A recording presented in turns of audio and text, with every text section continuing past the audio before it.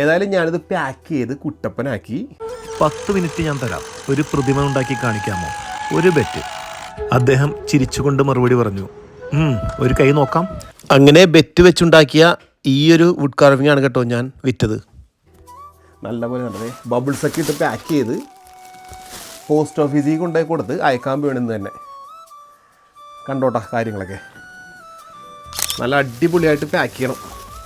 ഇത് ശരിക്കും സെയിൽ ചെയ്യാൻ പാടില്ലാഞ്ഞതാണ്, പക്ഷേ എന്ത് ചെയ്യാം. Okay, set.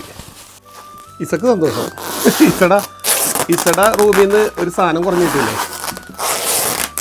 അല്ലേ? ഹാപ്പി ആയിരിക്കും. അതിനെല്ലാം റെഡിയായി. എന്നാലും ഈ ഒരു സൈഡ് ഒന്നുകൂടി ഒന്ന് പാക്ക് ചെയ്യണ്ട, അത്ര സേഫ്റ്റി ആയിട്ട് ഇരുന്നോട്ടെ. വുഡല്ലേ വല്ല പറ്റിക്കഴിഞ്ഞാൽ പിന്നെ സെറ്റ് ഇനി ഒട്ടിച്ചിടാം.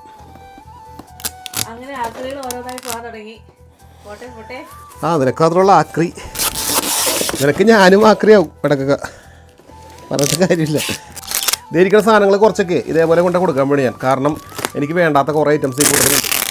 അങ്ങനെ നമ്മുടെ പാക്കിങ് കഴിഞ്ഞിട്ടാ ഇനി പോസ്റ്റ് ഓഫീസിൽ കൊണ്ടുപോയ സാധനം അയക്കാൻ വേണ്ട. ഇവിടെ തന്നെ 153 മൈൽ അപ്പുറത്തുള്ള മേടിച്ചേക്കുന്നത്. അങ്ങനെ ദീപ്തിയുടെ വാക്കിൽ ഒരാക്രി വിറ്റുപോയി. ആ ചെയിൻസോ കാർണർ കേട്ട് കഴിഞ്ഞാണ്ടല്ല ഇവിടെ പേപ്പറെ കട്ട് ചെയ്യും. പുള്ളി ലാസ്റ്റ് സ്റ്റേജിട്ടാ അയക്കാൻ വേണം നമ്മുടെ പോസ്റ്റ് ഓഫീസ്. അയക്കാം വാങ്ങോ, പോസ്റ്റ് ചെയ്തിട്ടാ സാധനം സെറ്റാക്കി. അങ്ങനെ പോസ്റ്റ് ചെയ്ത് തിരിച്ചു വന്നു കേട്ടോ.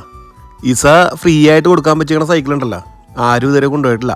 ഈ സൈക്കിള് പുതിയ ഓണറിനെ കാത്തിരിക്കുകയാണ് ഇപ്പോഴും.